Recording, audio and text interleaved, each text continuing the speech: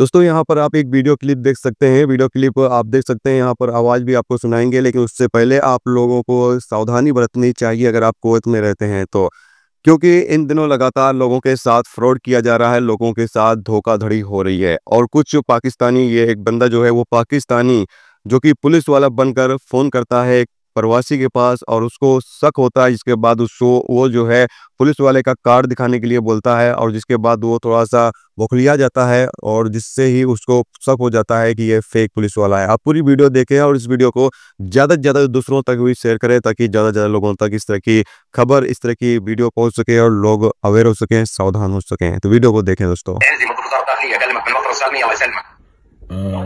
انا شوي شوي اعرفها عربي، شوي شوي اعرفها انا. بطاقة المدنية وين الله يسلمك يا غالي؟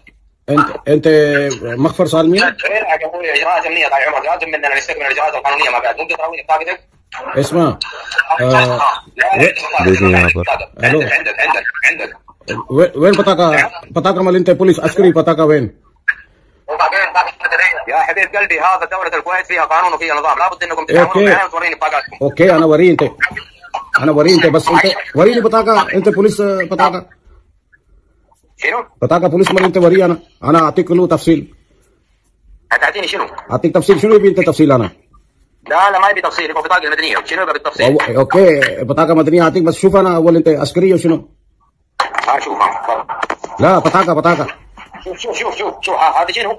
ايه انا ابو نواف، انا داخلية كويت. اسمعني يا كلب، يا كلب يا حيوان، انا ابو نواف داخلية. شنو؟ انا ابو نواف اسمعني، انا الحين تفصيل كله تفصيل مال انت اخر. شوف انا شنو وري انت داخل باكستان، انت وين اي منطقة قاعد انت؟ انا موجود داخل باكستان، تبغى اي مكان انا موجود. ايه اعطيني لوكيشن، انت رجال اعطيني لوكيشن انا وريني.